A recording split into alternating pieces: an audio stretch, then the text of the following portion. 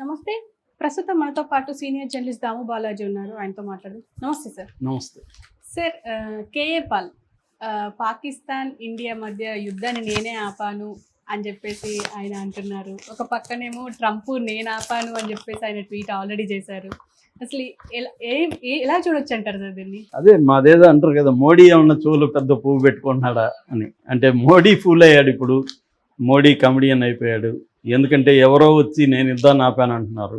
మరి యుద్ధాన్ని స్టార్ట్ చేసింది మోడీ అయినప్పుడు మోడీని ఎవరో ఆపితే ఎందుకు ఆగిపోయాడు అనేది ఇప్పుడు పెద్ద ప్రశ్న. అందుకని ఆల్రెడీ అన్నారు కూడా, ఇతను అనకముందే, కేఏ పాల్ అనకముందే సోషల్ మీడియాలో పోస్ట్ పెట్టారు, కేఏ పాల్ చెప్పబోతాడు ఇప్పుడు నేనే ఆపేస్తానని. ఎందుకంటే ఆల్రెడీ కేఏ పాల్ అనౌన్స్ చేశాడు, నేను పాకిస్తాన్ వెళ్తున్నాను, ఈరోజు యుద్ధాన్ని ఆపేస్తానని, నేను శాంతి దూతను, యుద్ధం అనేది ఉండకూడదు, శాంతి కోసం పోరాడాలి, నేను ఇప్పుడు పాకిస్తాన్ వెళ్ళి వాళ్ళతో మాట్లాడతాను, అసీం మునీర్ని, షహబాజ్ షరీఫ్ని కలుస్తాను అని కూడా అనౌన్స్ చేశాడు.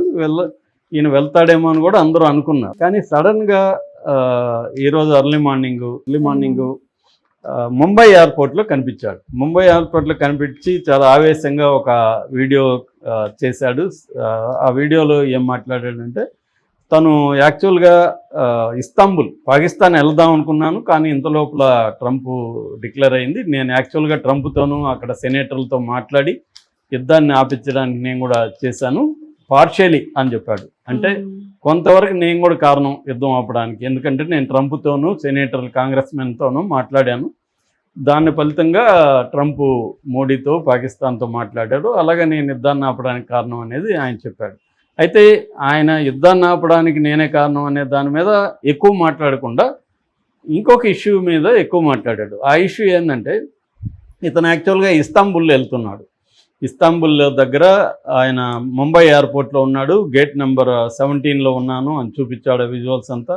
ఇస్తాంబుల్ బోర్డు కూడా ఉంది, అడగ అదైతే వాస్తవం, గేట్ దగ్గర ఉన్నాను. ఆయన ఏం చెప్తున్నాడంటే, నేను కిలారి ఆనంద్ పాల్, నా కొడుకు జాన్ పాల్ కిలారి, తర్వాత ఇక్కడ జ్యోతి బేగల్ ఉంది, మమతా రెడ్డి ఉందన్నాడు. వాళ్ళకి ఇంకేం సంబంధం తెలియదు. మొత్తానికి వీళ్ళు నలుగురు ముంబై వెళ్ళాలని ఇస్తాంబుల్ వెళ్ళాలని ముంబైకి వెళ్ళారు. ఇక్కడ నుంచి హైదరాబాద్ ఎయిర్పోర్ట్ నుంచి ముంబైకి వెళ్ళారు.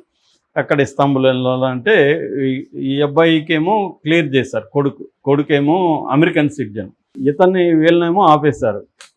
అతనేమో ఫ్లైట్లో కూర్చోన్నాడు కొడుకు, వీళ్ళనేమో గేట్ దగ్గర ఆపేశారు. అది అతను బాధ.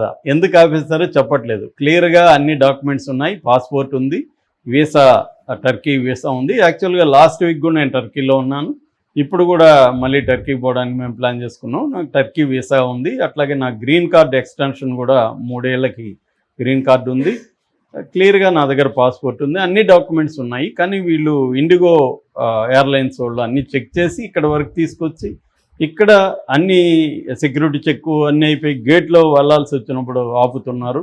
దీని వెనక కుట్ర ఉంది, ఆపడానికి శాంతిని అడ్డుకుంటున్నారు. నేను శాంతి కోసం కృషి చేశాను కాబట్టి అది నచ్చని వాళ్ళు నన్ను అడ్డుకుంటున్నారు అనేది ఆయన ప్రధానంగా ఆరోపిస్తున్నాడు. దాంతో పాటు ఆయన బాయ్కాట్ ఇండిగో అనే పిలుపు కూడా ఇచ్చాడు. దీన్ని వైరల్ చేయండి అని కూడా మీడియాకి చెప్తున్నాడు. సో ఇక్కడ ఈయన టర్కీకి ఎందుకు వెళ్తున్నాడు అనే విషయం చెప్పలేదు. మామూలుగా ఇంకో చాలా విషయాలు కూడా చెప్పాడు. యాక్చువల్గా నేను మొత్తం 160 దేశాలకి ప్రెసిడెన్షియల్ అడ్వైజర్ని, 5 మంది ప్రధానమంత్రులకి, మన దేశంలో ప్రధానమంత్రులకి అడ్వైజ్ ఇచ్చాను, అమెరికాలో 5 మంది ప్రెసిడెంట్లకు అడ్వైజ్ ఇచ్చాను, దాదాపు నేను 37 సంవత్సరాలుగా 160 దేశాలు తిరిగాను, నాకు ఎప్పుడూ ఇలాంటి అబ్జెక్షన్ రాలేదు, నేను చాలాసార్లు వీసాలు లేకుండా కూడా నాకు స్పెషల్ ఇది ఇచ్చారు, చాలా దేశాలకి నేను వెళ్ళాను, పైగా నేను క్రిస్టియన్ ఎవాంజలిస్టుని కాబట్టి నాకు ప్రపంచంలో అనేక దేశాలతో మంచి సంబంధాలు ఉన్నాయి, ఇంటర్నేషనల్ కాన్ఫ్లిక్ట్స్ని అంతా కూడా నేను ఆపాను అన్నట్టుగా మాట్లాడాడు. నిజానికి కేఏ పాల్ మీద చాలా విమర్శలు ఏంటంటే, ఆయన ఏది జరిగినా నేనే చేశానని చెప్తూ ఉంటాడు. అది నేనే ఆపాను, ఇది గాజా, ఇజ్రాయెల్తో మాట్లాడుతున్నాను, గాజాది ఆపేస్తున్నాను, ట్రంప్తో టచ్లో ఉన్నాను, రాత్రి ట్రంప్తో మాట్లాడాను, ఇలా ఉంటుంది ఆయన బిల్డప్లు. అందువల్ల ఒకవేళ నిజమో కాదా కానీ నమ్మే పరిస్థితి లే. ఇక్కడేమో బఫూన్ లాగా తిరుగుతూ నేను అక్కడ మాట్లాడుతూ, కానీ మళ్ళీ ఆయనకి అందరూ అపాయింట్మెంట్లు అయితే ఇస్తుంటారు. మన అమిత్ షా అపాయింట్మెంట్లు ఇస్తాడు, ఇక్కడ సీఎంలు ఇస్తూ ఉంటారు అపాయింట్మెంట్లు, అంటే ఆయనకి ఖచ్చితంగా ఒక ఇదైతే ఉంది, కానీ దానికి ఉన్నదానికంటే ఎక్కువ మాట్లాడడం, చాలా వివాదాల్లో ఉండడం.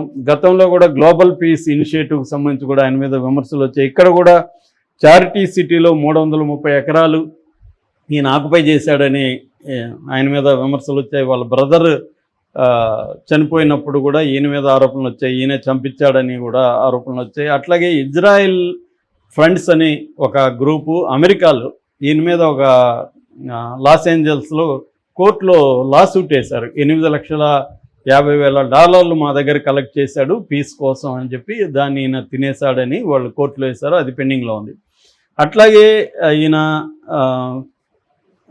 5 నేషన్ గ్లోబల్ పీస్ టూర్ పేరుతో 2007లో మన దేవేగౌడ ఉన్నప్పుడు అదంతా నేనే చేశాను అని చెప్పుకుంటే కూడా ఈయన మీద హైకోర్టులో కూడా ఒక డిఫమేషన్ కేసు ఉంది. అట్లాగే గతంలో కూడా చార్లెస్ టేయల్ కావచ్చు, సద్దాం హుస్సేన్ కావచ్చు, స్లోబాన్ మిలోసెవిక్ కావచ్చు, ఇలాంటి నియంత్రణలంతా కూడా నేనే కంట్రోల్ చేశాను, నేనే వాళ్ళని మాట్లాడాను, ఇవన్నీ కూడా గతంలో చెప్పుకున్నాడు. అంటే ప్రపంచంలో ఏ డెవలప్మెంట్ జరిగినా నేనే అనే మన అది నేనే ఇది నేను సిద్ధార్థది ఇది ఉంది కదా, అలాగా అది నేనే ఇది నేను బ్యాక్గ్రౌండ్ సాంగ్ లాగా ఈయన మాట్లాడడం అనేది కామెడీ అయింది. ఇప్పుడు ఆల్రెడీ యుద్ధం ఆపడం వల్ల మోడీ బ్యాచ్ అంతా హర్ట్ అయి ఉన్నారు.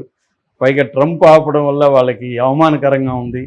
అంటే ఆపితే గిపితే మోడీ డిసైడ్ అయ్యి పాకిస్తాన్ భయపడి యుద్ధం ఆగితే పాకిస్తాన్ మోడీ దెబ్బకు భయపడింది చూడు, కాళ్ళ బేరానికి వచ్చింది, అదిరా మోడీ అంటే అని చెప్పుకుందాం అనుకున్నారు. ఎందుకంటే ఆ ఊపు అలా ఉంది.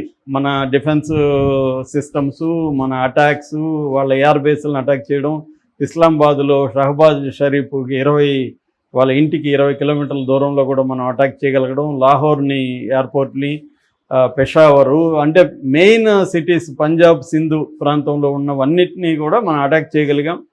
అది వాస్తవం. ఎందుకంటే వాళ్ళ డిఫెన్స్ ఎయిర్ డిఫెన్స్ సిస్టమ్ అనేది IQ-9 ఏదో ఉంది, అది చైనీస్ది, మనదేమో రష్యన్ది, ఇది అడ్వాన్స్డ్. దీన్ని వాళ్ళు రివర్స్ ఇంజనీరింగ్లో కాపీ కొట్టి చేసినారు. చైనా వాళ్ళు దేనైనా కాపీ కొట్టి చేయగలరు కాబట్టి వాళ్ళు కూడా S-400 రష్యా నుంచి తీసుకొని దాన్ని రివర్స్ ఇంజనీరింగ్ చేసి ఇది చేశారు. దానివల్ల దాని పరిధి తక్కువ, మన పరిధి దాదాపు 600 ట్రాకింగ్ పరిధి, అటాకింగ్ 400 అటాకింగ్ పరిధి ఉంటాయి కిలోమీటర్లు. వాళ్ళది 150-170 కంటే తక్కువే ఉంది. అందువల్ల దగ్గరికి వెళ్ళే వరకు అది ట్రాక్ చేయలేదు. మన పైగా మంది సూపర్సోనిక్ మిసైల్స్ ఉన్నాయి మన దగ్గర.